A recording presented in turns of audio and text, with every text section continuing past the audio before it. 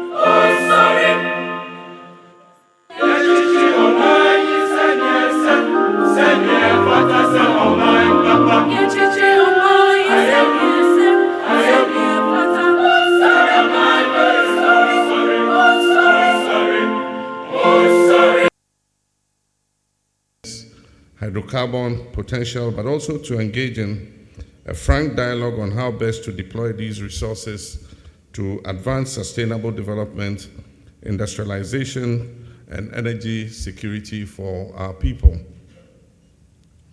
Allow me to use this opportunity to commend Sankofa Events and all partners whose tireless efforts have made today's event possible.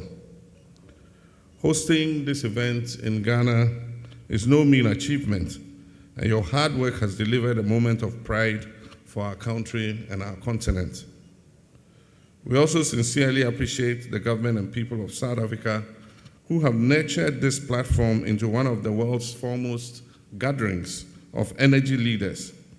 Ghana pledges to keep that flame burning brightly.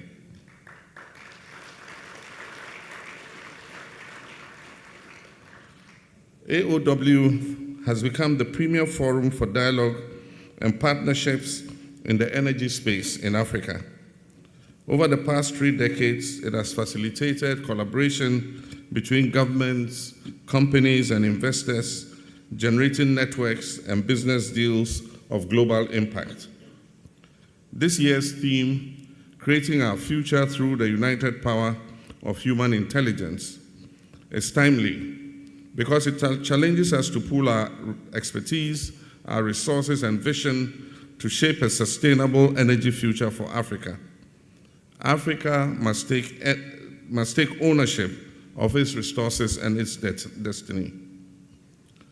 Africa holds nearly 10% of the world's proven oil reserves and significant natural gas deposits, with a substantial portion of these resources remaining untapped. These resources present an opportunity to transform our continent from a primary exporter of raw commodities into a hub for energy-driven value addition, boosting our petrochemical potential and our industrial growth. And yet, paradoxically, more than 600 million Africans still lack access to electricity. Another 1 billion have no access to clean cooking systems. This is a gap we must urgently close if we are to achieve the African Union Agenda 2063 and the UN SDGs before 2030. This makes Africa's oil and gas reserves strategically pivotal, not just for global energy security, but also to address Africa's energy poverty. A continent with the world's youngest population cannot build its industries or create jobs without reliable and affordable energy. Africa must not be left behind in the energy transition. If international oil companies reduce their presence, we must prevent our resources from becoming stranded assets. This requires African collaboration, financing, and innovation. We already have the tools: the African Petroleum Producers Organization, the African Continental Free Trade Area, and the Emerging African Energy Bank. These institutions can mobilize African capital, technology, and markets. They can drive aggressive exploration, refining, petrochemical, storage, and transport infrastructure. Together, they can ensure that Africa's resources fuel African development. Here in Ghana, opportunities abound in the oil and gas sector. Ghana has several sedimentary basins with great prospects. At the Risk Western Basin, where we have the Jubilee 10 and Sankofa Ginyami fields. Recently, we reached a 2 billion investment agreement with the Jubilee and 10 partners, and we're now in talks with the Ginyami Sankofa partners to speed up and expand their activities in their concession area. The Central Salt Pond and Eastern Kita basins demonstrate significant potential, and we invite and encourage investors to visit the data room and review the available information on these prospects.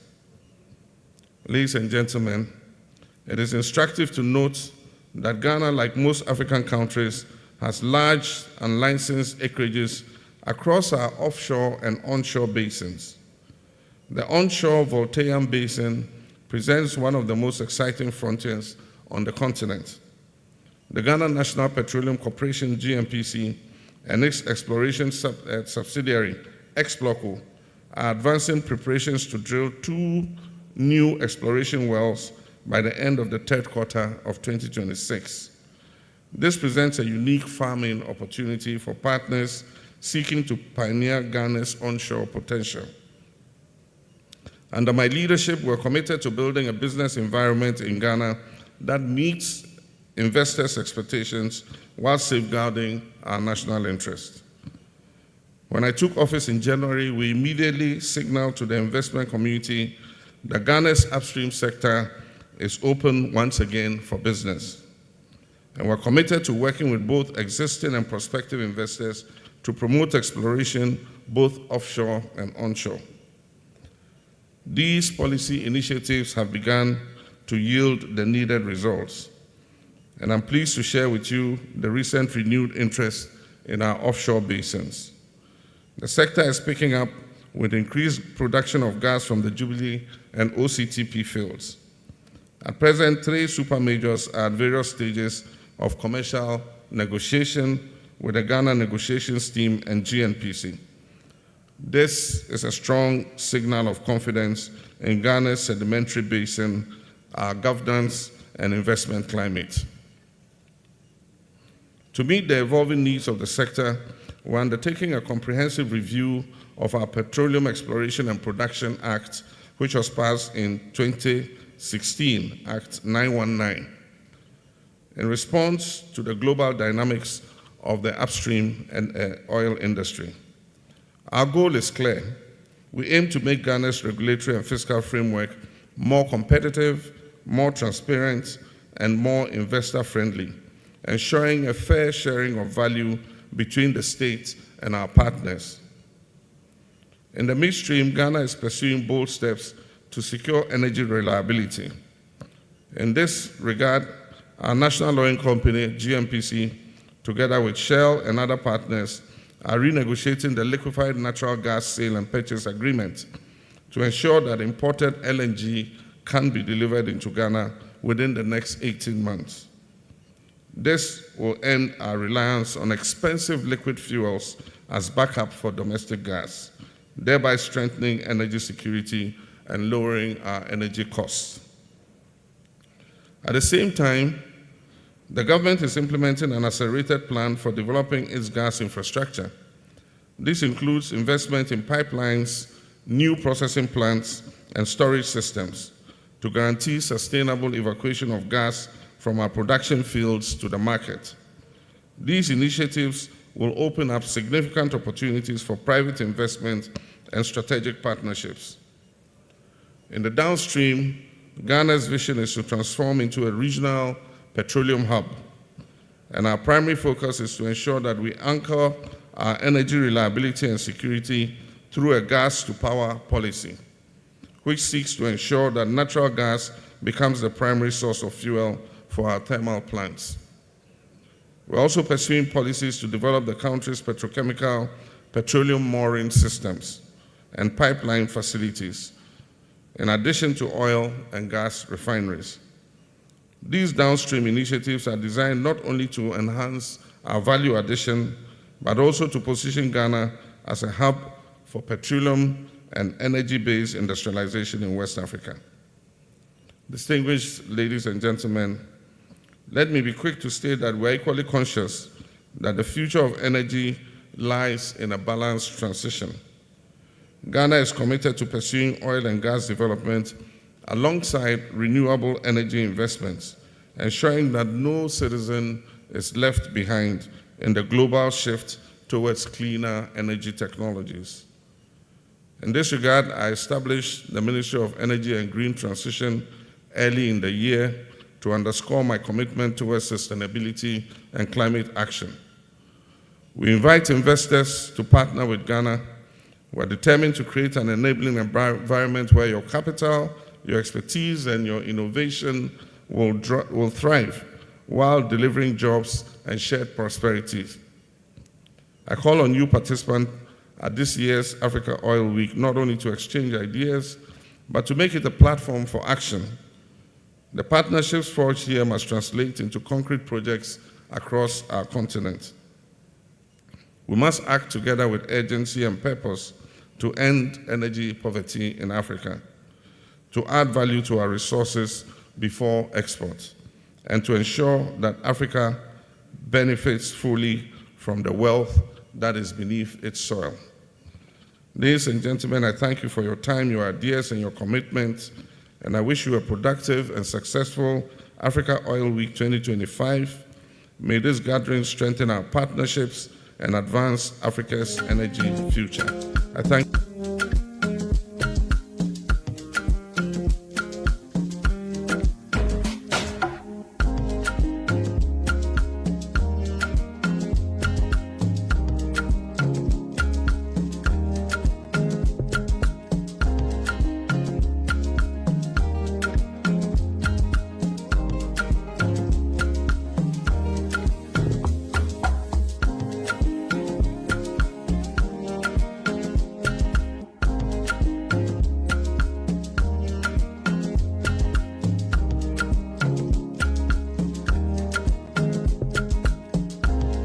Oh, hi, this is Jackie and you are watching Morris TV. Thanks for watching.